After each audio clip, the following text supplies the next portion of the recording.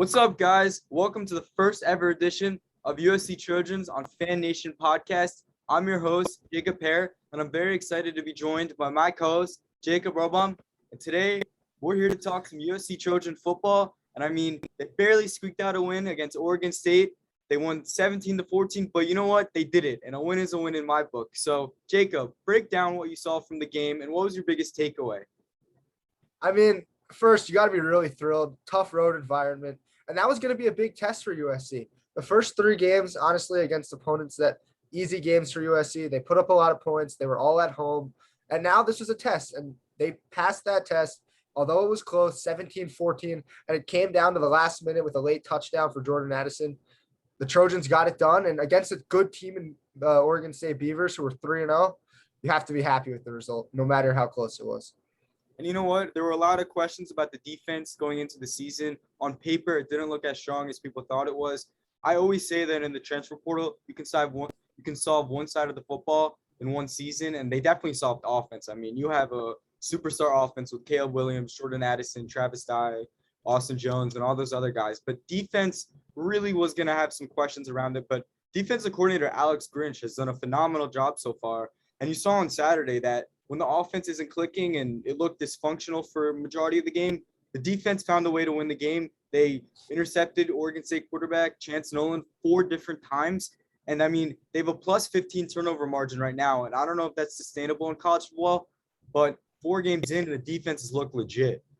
And that's why you have to be even happier with the result, because the offense through the first 3 games, as you mentioned, was clicking over 40 points in each of the first 3. And then to go on the road against Oregon State, the offense is struggling. It came down to if that defense could step up or not, and 4 interceptions is a big way to step up, including a game-stealing interception on the last drive.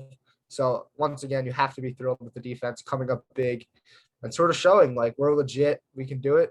And it's Oregon State. There's going to be tougher opponents, but that's certainly a good first task.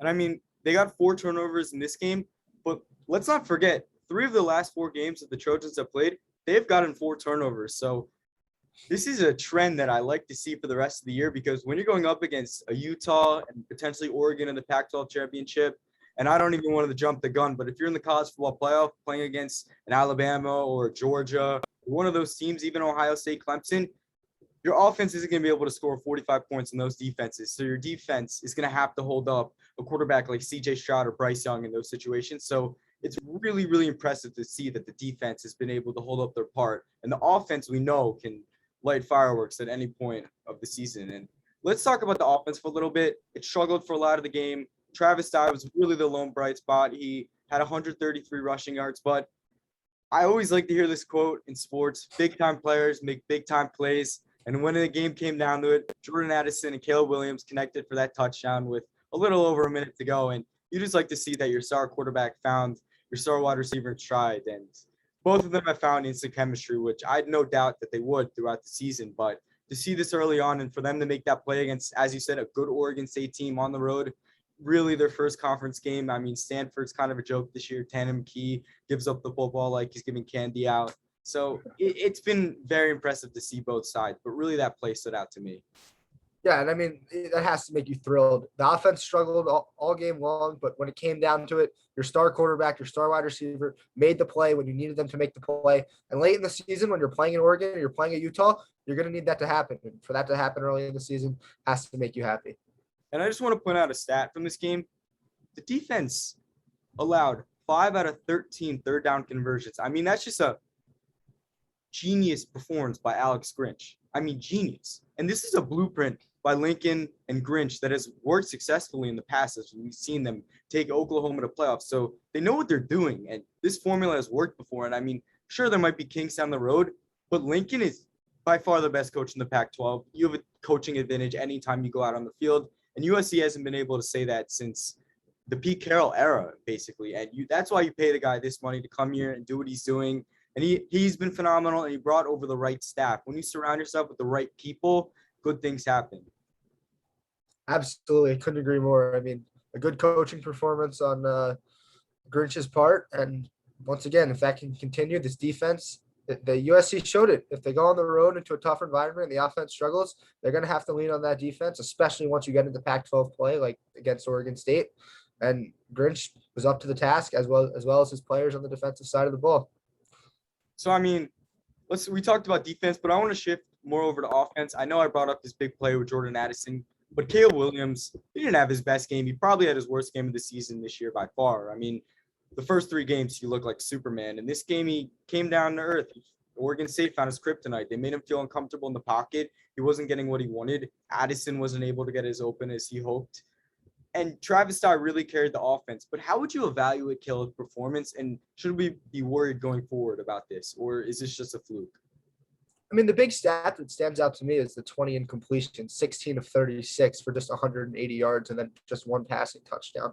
Caleb Williams was dynamite through the first 3 games, as was the entire offense. And then Oregon State, tough road environment. He struggles a little bit, but I think that there's a lot to learn from this game for Caleb Williams. I don't think there's any reason to be concerned. There's going to be games where this happens. And at the end of the day, the Trojans were still able to pull out the win. Williams made a play when it mattered. And that's what it comes down to. Is he going to make the plays when it matters? He struggled all game long. He threw his 1 touchdown pass late in the 4th quarter when it mattered, and the Trojans were able to get the job done. So I think that with Williams, it's just one of those games. He's going to struggle here and there, and he struggled the other night. But at the end of the day, they still won the game. He still made the key play to win them the game. So that's what matters, and no concerns going forward. Caleb Williams and this offense are going to be just fine. I always say this about athletes. One thing you can't teach an athlete is how to win. I feel like Caleb Williams just has the factor in him. He knows how to win. And it's prevented athletes from having such a strong legacy in certain sports. You've seen it all over. But Caleb Williams, even as a freshman at Oklahoma with Coach Riley, was doing spectacular things to win them games. And just by the fact that they played a bad game, they didn't get what they wanted the whole game, but he was able to stay in it and still win against a good Oregon State team is something truly special. I mean, he's such a dynamic talent, and I'm not worried going forward at all about Caleb. Yeah, absolutely. Couldn't agree more. And So, another stat, sorry to cut you off, but another stat that I want to highlight that could hint at part of Williams' struggles was the 11 QB hurries that Oregon State had. That was something that USC had not seen through the first 3 games. The defenses they faced, they weren't able to get after the quarterback like that. And then Williams faces this against Oregon State, maybe something they didn't expect, and he struggled a little bit. But I think that, once again, we talk about going forward, he can learn from this. He can see what he has to do. He can assess his play. They can prepare better for teams like this, especially on the road where the fans are going to get that defense amped up. And I think that it's a great learning game for Caleb Williams. And for him to see this game early in the season, a close game like this that they had to come from behind and win, that's going to help them down the road big time. for sure. And I mean, I talked earlier about Addison. I mean, he had the game-winning touchdown at the end of the day, but really other receivers stepped up in the game. Like Washington had 67 yards. Brennan Rice made a few crucial catches down the stretch, and the whole offense is basically transfers, and they built the offense through the transfer portal. So you have Caleb Williams, Dye, Addison, Rice, Mario Williams, guys who've never played together, and 4 games in, they've already clicked like this. Sure, there's going to be a few kinks in the road, and this is only game 4, but I'm not worried at all, and I fully trust Caleb's leadership ability, as we've seen on and off the field that he's a special dude. So I think going forward, he's the best player in the Pac-12, and he might be the best player in college football. And he's right now, it's looking like a 3-man race between him, Stroud, and Young for the Heisman. Yeah, and you talked about Jordan Addison. I want to highlight his play. Obviously, wasn't the biggest game for him, not what we are used to with Jordan Addison. Obviously, him and Caleb Williams, lights out through the first 3 games. Addison had just 3 catches, but one of those catches was the game-winning catch. And as we mentioned earlier, that's what matters, and that's what you want from your star player. You need him to make the big play, and he did. And I think that for Addison's sake, like Caleb Williams, a lot to learn from this game.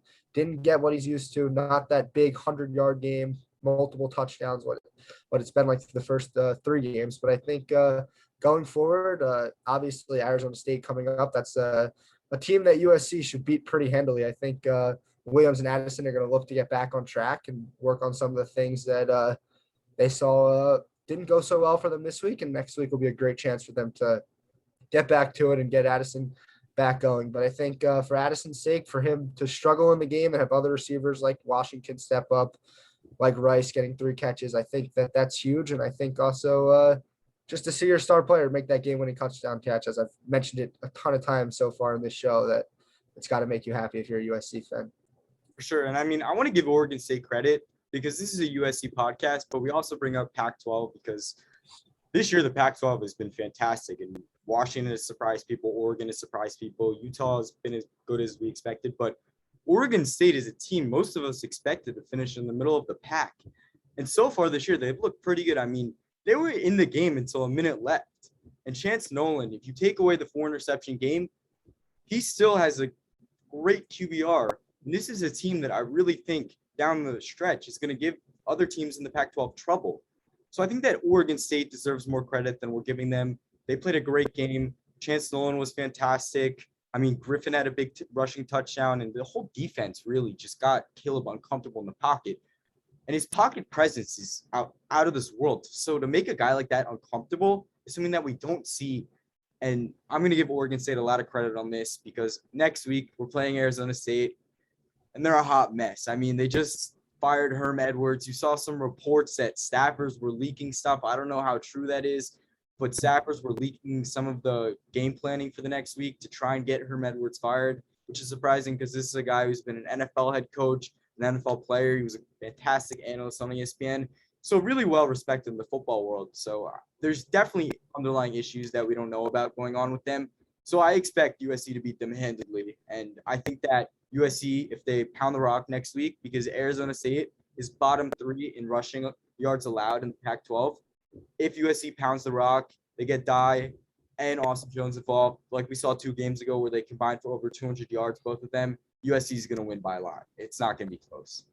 Yeah, and I think when you talk about looking ahead to Arizona State, and also major props to Oregon State for that performance, and a good game for them to battle against a really tough team, especially they have Utah coming up next week on the road. That's going to be a real tough one for the Beavers. But I think a game like that certainly shows that the Beavers are here to compete in the Pac-12. They're going to give teams a tough time, and they're going to win a bunch of games this season.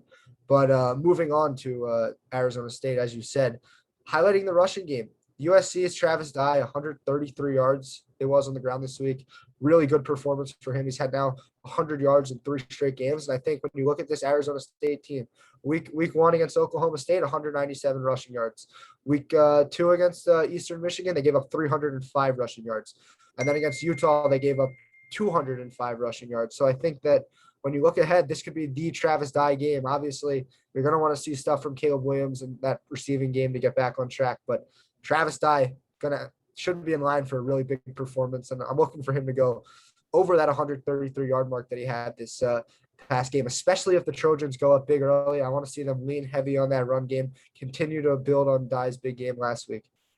And for sure, in addition to Dye, Austin Jones, a Stanford transfer, 2 weeks ago, he rushed for over 100 yards, and he looked like one of the fastest running backs that USC has had in a while. So if you get a 1-2 punch going with those guys, you're not going to give Arizona State a break, and their defense is going to be tired, and their legs are going to be cramped up by the end of the game. So pound the rock next week, and I see a successful win for USC. And Arizona State, I said it earlier, but they're a hot mess. I mean, this is a must-win game for USC. And Lincoln Riley, he's innovative. He knows that he has to run the ball to win this game. I mean, I know this is a game where Caleb should get back on track, but the running game should be the main focus next week. Absolutely. And I think that the running game is extremely important because we mentioned the defense coming up big last week against Oregon State. The running game was big too. Caleb Williams struggled. Travis Dye steps in, 133 yards on the ground and just 19 carries. I think that that's something that you love to see. You love to be able to see your running back step up. And I think that for them to continue to build on this running game, this is a great chance to do it against an Arizona State team that has not done a good job of defending the run so far this season. Well, we'll just have to wait and see on Saturday how the game goes. USC playing Arizona State, and we'll be back next week to recap the whole game and hopefully a USC win. But thank you for joining the first ever episode of USC Trojans on Fan Nation Podcast. I'm your host, Jacob Hare, joined by my co-host, Jacob Erlbaum, and we'll see you next week.